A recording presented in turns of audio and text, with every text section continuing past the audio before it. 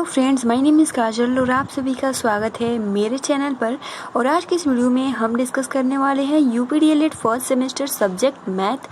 और फ्रेंड्स, जैसे कि आप सभी को हम बता दें कि हम बिल्कुल शुरुआत से डिस्कस कर रहे हैं, जिसमें हमने इकाई 1 जिसका नाम है संख्या तथा संख्यात्मक बोध, इकाई 2 गुणा तथा भाग की संकल्पना, इकाई 3 भिन्न की संकल्पना तथा गणितीय संक्रियाएं, इकाई 4 दशमलव, इकाई 5 अपवर्तक समापवर्तक, भाज्य अभाज्य प्रतिशत का अर्थ, अवर्गीकृत आंकड़ों का पिक्टोग्राफ, बार ग्राफ, पाई ग्राफ, सजातीय और विजातीय, ये हमने 9 चैप्टर तक पूरा डिस्कस कर लिया है। ठीक है, और आज जो हम चैप्टर डिस्कस करेंगे वो रहेगा इकाई 10 जिसका नाम है तल, तलखंड, बिंदु, रेखा, वक्र, रेखाखंड, किरण तथा कोण की संकल्पना। देखिए फ्रेंड्स, इसी से रिलेटेड बार बार डिफिनीशन पूछा जाता है एग्जाम में, क्योंकि मैं आप सभी को बता दूं कि यूपीडीएलएड फर्स्ट सेमेस्टर में जो आपका मैथ होता है इसमें परिभाषा भी पूछ लेता है। ठीक है, तो आप सभी को ये भी याद होना चाहिए कि तल क्या है, तलखंड क्या है, बिंदु क्या है, रेखा की परिभाषा क्या है, वक्र क्या है, रेखाखंड क्या है, किरण क्या है। तो आज की इस वीडियो में हम डिस्कस करेंगे। तो चलिए फ्रेंड्स शुरू करते हैं। वीडियो को लाइक कर दीजिए और अपने फ्रेंड्स मित्रों को शेयर कर दीजिए। और अगर आप हमारे चैनल पर नए हो तो चैनल को सब्सक्राइब कर सकते हो, क्योंकि हम यूपीडीएलएड से रिलेटेड सारी इन्फॉर्मेशन इस चैनल के माध्यम से आप सभी को प्रोवाइड करते हैं। तो चलिए, अगर आपने प्रीवियस वीडियोस नहीं देखे हैं तो आप सभी को कमेंट्स बॉक्स या फिर डिस्क्रिप्शन बॉक्स में लिंक मिल जाएगा, आप वहां से जाकर देख सकते हो। तो चलिए फ्रेंड्स शुरू करते हैं।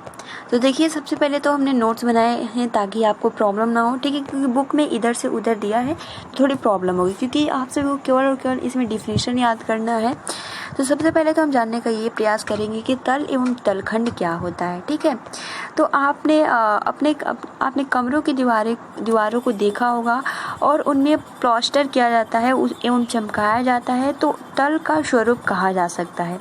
दीवार के इस तल की सीमाएं होती है और इसी कारण से इसे तलखंड कहा जाता है। ठीक है, तो ये तल एवं तलखंड की परिभाषा हो जाती है। ठीक है, जैसे कि आपने कमरा देखा होगा, तो जो कमरा जो भी उनमें प्लास्टर किया जाता है या फिर उनको चमकाया जाता है, तो जो तल का स्वरूप उसे हम कहते हैं। ठीक है, और दीवार की इस तल की जो सीमाएं होती हैं इसी कारण इसे हम तलखंड कहते हैं। ठीक है, तो केवल और केवल इसके बारे में डिफिनेशन पूछेगा तो आप ये याद कर सकते हो। अब हम बात करते हैं पॉइंट यानी बिंदु की परिभाषा क्या होती है। तो ऐसी आकृति जिसकी कोई लंबाई, चौड़ाई तथा ऊंचाई ना हो उसे हम क्या कहते हैं, पॉइंट यानी बिंदु कहते हैं। ठीक है, बिंदु या पॉइंट किसे कहते हैं, तो ऐसी आकृति जिसकी कोई लंबाई, चौड़ाई तथा ऊंचाई ना हो उसे हम बिंदु कहते हैं। अब देखिए, इसी बिंदु में जो है प्रतिच्छेदन बिंदु, वह बिंदु जिससे होकर दो या दो से अधिक रेखा जाती है उसे हम प्रतिच्छेद बिंदु कहते हैं। यानी मतलब कि वह बिंदु, जैसे कोई बिंदु है जिससे होकर दो या दो से अधिक रेखा, जैसे कि मान लीजिए ये आपका बिंदु है। ठीक है, इसे एक रेखा, दो रेखा, तीन रेखा, चार रेखा, पांच रेखा, तो उसे हम क्या बोलते हैं, प्रतिच्छेदन बिंदु कहते हैं। यहाँ यही कह रहा है कि वह बिंदु जिससे होकर दो या दो से अधिक रेखा जाती है वो प्रतिच्छेद बिंदु कहलाता है। ठीक है, केवल आपको डिफिनेशन याद करना है, इस चैप्टर से कुछ ज़्यादा नहीं पूछता है। आप देख सकते हो मैंने फिगर भी बना दिया है ताकि आपको बहुत ही आसानी के साथ समझ में आ जाए। यहाँ पे एक बिंदु है। ठीक है, यहाँ से एक लाइन गई, यहाँ से एक लाइन गई, फिर एक लाइन, फिर एक लाइन, फिर यहाँ से, फिर यहाँ से, फिर यहाँ से। तो इस तरीके से जब ये आता है तो उसे हम प्रतिच्छेद बिंदु कहते हैं। अब देखिए, अब हम ये जानने का प्रयास करेंगे कि रेखा क्या होता है, रेखा की परिभाषा क्या होती है, जिसे हम इंग्लिश में लाइन बोलते हैं। तो दो बिंदुओं को एक नुकीली पेंसिल से सीधी मिलाने वाली आकृति को क्या बोलते हैं, रेखा या सरल रेखा कहते हैं। ठीक है, दो बिंदुओं को एक नुकीली पेंसिल से सीधी मिलाने वाली आकृति को रेखा या सरल रेखा कहते हैं। एग्जाम्पल के लिए आप देख सकते हो, मान लीजिए ये आपका रेखा ए बिंदु है और ये बी बिंदु है। ठीक है, जब हम इन दो बिंदुओं से कोई एक मिलाते हैं, यानी दो बिंदुओं को जब हम मिलाते हैं तो हमारे सामने जो आती है वो एक सरल रेखा या कह सकते हो कि सीधी रेखा हमारे सामने बन के आ जाती है। तो इसको हम क्या कहते हैं, रेखा या लाइन कहते हैं। यानी दो बिंदुओं को एक नुकीली पेंसिल से सीधी मिलाने वाली आकृति को रेखा या सरल रेखा कहते हैं। ठीक है, अब देखिए रेखा जो है वो निम्न प्रकार के होते हैं, ठीक है। वक्र रेखा, समांतर रेखाएं, लंब रेखाएं, प्रतिच्छेदी रेखाएं, संगामी रेखाएं, तिर्यक रेखाएं, ठीक है। तो ये कुछ महत्वपूर्ण पॉइंट्स है जिसको आप अच्छे से याद कर लीजिएगा, ठीक है। रेखा निम्न प्रकार के होते हैं क्योंकि ये बहुत ही महत्वपूर्ण है रेखा, क्योंकि रेखा से रिलेटेड क्वेश्चन आता है। सबसे पहले तो रेखा कितने प्रकार की होती है, तो 6 टाइप की होती है। कौन कौन सा, तो वक्र रेखा, समांतर रेखा, लंब रेखाएं, प्रतिच्छेदी रेखाएं, संगामी रेखाएं, तिर्यक रेखा। ये बहुत ही महत्वपूर्ण है फ्रेंड्स, आप इसको अच्छे से याद कर लीजिएगा। अब हम चलते हैं जानते हैं कि वक्र रेखा क्या होता है, समांतर रेखाएं क्या होती है, लंब रेखाएं क्या होती है, प्रतिच्छेदी रेखाएं क्या होती है, संगामी रेखाएं क्या होती है, तिर्यक रेखाएं क्या होती हैं, ठीक है। तो सबसे पहले तो हम जानने का प्रयास करेंगे कि जो वक्र रेखा है इसकी परिभाषा क्या होती है।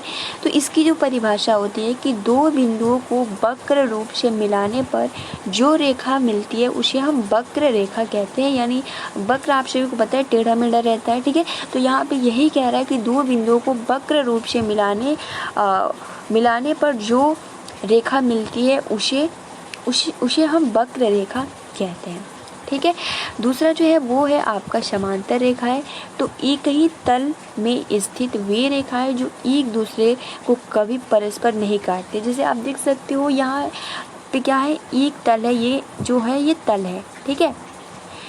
जैसे हमने ऊपर डिस्कस किया था तल क्या होता है, तो ये एक तल है, ठीक है। लेकिन एक ही तल से स्थित वे रेखाएं जो एक दूसरे को कभी नहीं काटते। आप देख सकते हैं ये यहाँ, ये यहाँ, ये यहाँ, बट एक दूसरे को क्या स्पर्श या इस तरीके से काट नहीं रही है, तो उसको हम क्या कहते हैं, समांतर रेखाएं कहते हैं। इसकी जो परिभाषा होता है, एक ही तल में स्थित वे रेखाएं जो एक दूसरे को कभी भी परस्पर ना काटे उसे हम समांतर रेखाएं कहते हैं, ठीक है।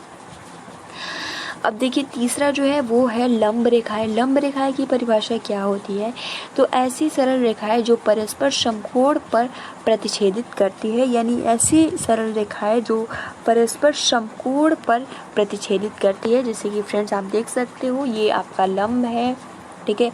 आपने लंब, कर्ण, आधार ये सब कुछ पढ़ा होगा, ठीक है। जैसे कि इस तरीके से हम बनाते हैं, ठीक है। तो ये आपका कर्ण हो जाता है, ये आधार हो जाता है और ये लंब हो जाता है। तो सिंपल आप देख सकते हो ये क्या है, ये एक समकोण है। तो यहाँ पे यही कह रहा है कि जो आपका परिभाषा हो जाता है कि ऐसे सरल रेखाएं जो परस्पर समकोण पर प्रतिच्छेदित करती है। तो आप देख सकते हो ये आपका ये होता है और ये समकोण प्रतिच्छेदित यहाँ पे कर रही है इस बिंदु पे। और 90 डिग्री का कोण को हम क्या बोलते हैं, तो समकोण बोलते हैं, ठीक है। तो आप सभी को क्लियर समझ में आ गया होगा कि लंब रेखाएं क्या होता है, ठीक है। ए बी तथा पी क्यू सरल रेखाएं परस्पर लंब रेखाएं हैं, ठीक है। आगे बढ़ते हैं और चौथा जो है वो है प्रतिच्छेद। अब हम बात करते हैं प्रतिच्छेदी रेखाएं। प्रतिच्छेदी रेखाएं की परिभाषा क्या होती है, तो यदि एक समतल में दो भिन्न रेखाएं और एक बिंदु स्थित है तब यह बिंदु या तो इन दोनों रेखाओं पर स्थित होगा या इनमें से किसी एक पर स्थित होगा। इनमें से किसी एक पर भी स्थित नहीं होगा। यह बिंदु इन दोनों रेखाओं पर स्थित है तब ये रेखाएं प्रतिच्छेदी रेखाएं कहलाती है। जैसे कि आप देख सकते हो फिगर के थ्रू आप बहुत ही आसानी से समझ सकते हो। इस रेखा को हम क्या बोलते हैं, प्रतिच्छेदी रेखाएं कहते हैं। यानी जो इसका डेफिनेशन होता है, यानी कोई यदि एक समतल में दो भिन्न रेखाएं हैं, ठीक है, और दोनों एक ही बिंदु स्थित हैं, तब यह बिंदु या तो इन दोनों रेखाओं पर स्थित होगा या इनमें से किसी एक पर स्थित होगा। इनमें से किसी एक पर भी स्थित नहीं होगा। यह बिंदु इन दोनों रेखाओं पर स्थित है तब ये रेखाएं प्रतिच्छेदी रेखाएं कहलाती है। यानी जो आपका एक्स यानी ये एक बिंदु है, एक तो ये, तो इसको हम क्या बोलते हैं, प्रतिच्छेदी रेखाएं बोलते हैं, ठीक है। पांचवा है वो है आपका संगामी रेखाएं। इसका डिफिनेशन क्या होता है, तो एक ही तल में स्थित वे सभी रेखाएं जो एक ही बिंदु पर प्रतिच्छेदित हो, बिंदु पर परस्पर काटे, वो संगामी कहलाती है। फ्रेंड्स आप देख सकते हो जैसे हमने शुरू में डिस्कस किया था, तो संगामी रेखाएं यानी एक ही तल में स्थित वे सभी रेखाएं जो एक ही बिंदु पर प्रतिच्छेदित या एक ही बिंदु पर परस्पर काटे, वो संगामी कहलाती है, ठीक है। तो आप फिगर के थ्रू बहुत ही आसानी से समझ सकते हो, ठीक है। ये एक आपका बिंदु है, इधर से इधर इधर, तो इसे हम प्रतिच्छेदी, यहाँ पे A B C D E F एक बिंदु को प्रतिच्छेदित करती है।